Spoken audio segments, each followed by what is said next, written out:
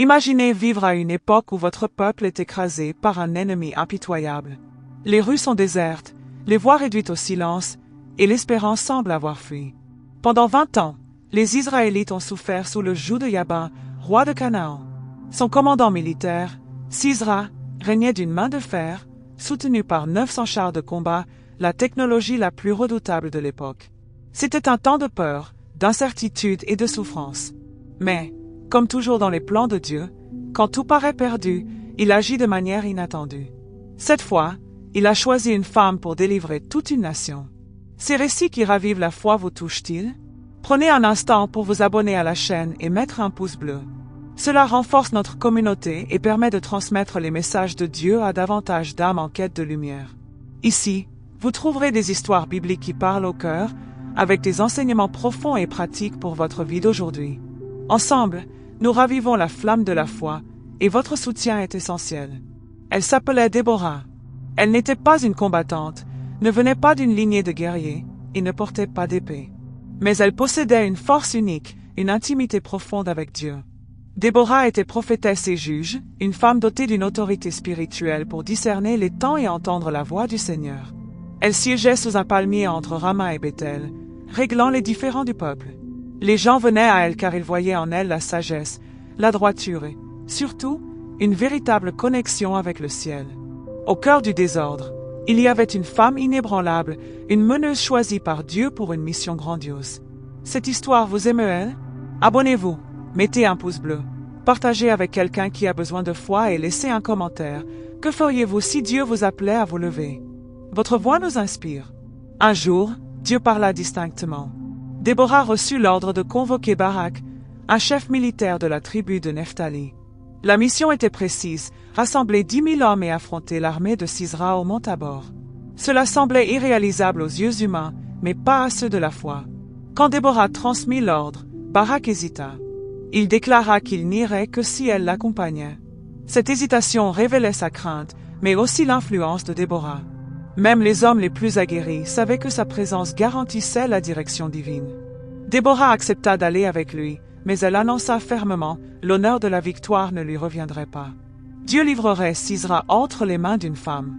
Cette prédiction énigmatique était un signe de ce qui allait suivre, prouvant que Dieu avait tout orchestré. L'armée se prépara, les hommes gravirent le mont Tabor, et au moment décisif, Déborah proclama avec force, « Lève-toi.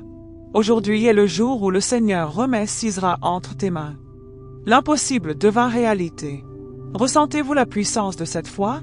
Ne manquez pas la suite. Abonnez-vous, activez la cloche, mettez un pouce bleu et partagez. Commentez. Croyez-vous que Dieu peut accomplir l'impossible? Restez avec nous. Soudain, une pluie torrentielle s'abattit sur la vallée.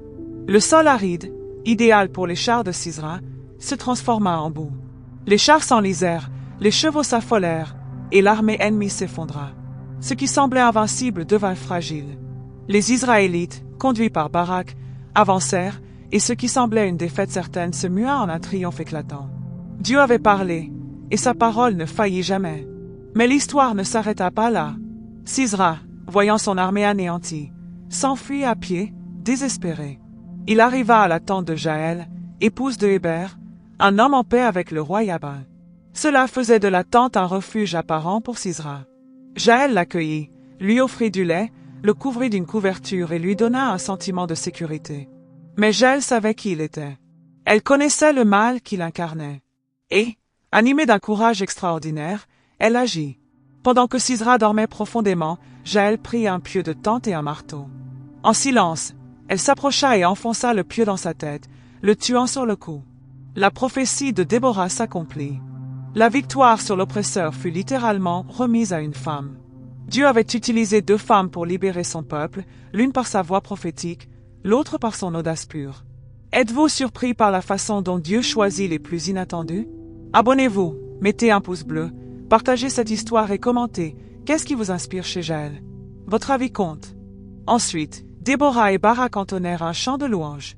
Ce n'était pas qu'un hymne, c'était un témoignage de l'action merveilleuse de Dieu. Ils célébrèrent ceux qui combattirent avec bravoure, blâmèrent ceux qui restèrent passifs, et honorèrent Jaël comme béni parmi les femmes. Jusqu'à ce que moi, Déborah, je me lève, dit-elle, je me suis levée comme une mère en Israël. » Ces mots révèlent son cœur. Elle ne cherchait ni gloire ni pouvoir. Elle se leva par amour pour son peuple, comme une mère qui protège, guide et restaure. Le chant dépeint la bataille avec poésie, le chaos, la vaillance des guerriers, la justice divine révélée. Il se termine par une prière. « Que tes ennemis périssent, Seigneur, mais que ceux qui t'aiment brillent comme le soleil à l'aube. » C'est un appel pour nous, aimer Dieu sans réserve, s'appuyer sur lui et être prêt à devenir ses instruments. Cette histoire nous offre des leçons puissantes pour aujourd'hui. D'abord, Dieu n'est pas limité par les attentes humaines. Il choisit selon son dessein. Quand les femmes étaient souvent ignorées, il en a élevé une pour guider une nation. Quand le pouvoir était associé à la force brute, il a fait de la sagesse et de l'obéissance des armes plus puissantes. Ensuite, Déborah nous montre que l'autorité spirituelle naît de la proximité avec Dieu. Elle n'était pas seulement une meneuse. Elle écoutait, attendait et agissait par la foi. Dans un monde d'incertitude, elle nous apprend à faire davantage confiance à l'invisible qu'au visible. Troisièmement, Jaël nous rappelle que le courage n'est pas toujours spectaculaire. Il réside parfois dans des gestes discrets mais déterminés. Elle a agi au bon moment, avec la bonne stratégie, et a joué un rôle clé dans l'accomplissement d'une promesse divine. Enfin, la victoire d'Israël nous enseigne que lorsque nous écoutons Dieu, que nous nous levons avec foi et obéissons, des miracles surviennent. Après cette bataille, la terre connut 40 ans de paix. Tout changea parce que quelqu'un a dit « oui » à Dieu. Ce message vous touche-t-il? Abonnez-vous, mettez un pouce bleu, partagez et commentez. Comment Dieu vous appelle-t-il à vous lever? Votre foi déplace des montagnes. Peut-être attendez-vous qu'un autre prenne l'initiative dans votre vie, votre foyer, votre communauté. Mais peut-être que Dieu vous dit, comme à Déborah, lève-toi. Aujourd'hui pourrait être le jour de votre victoire. Ce n'est pas une question de moyens ou de position, mais de disponibilité. Quand Dieu trouve un cœur ouvert, il répand sa puissance, sa direction et sa paix. Nous voici à la fin de cette histoire, mais peut-être au début de quelque chose de nouveau pour vous. Si ce message a résonné en vous, ne partez pas sans agir.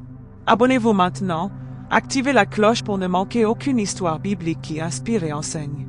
Mettez un pouce bleu pour soutenir, commentez ci-dessous avec « Je me lèverai comme Déborah » ou partagez ce que Dieu vous a révélé. Et surtout, transmettez cette vidéo à quelqu'un qui a besoin d'un réveil spirituel. Une parole peut changer une vie.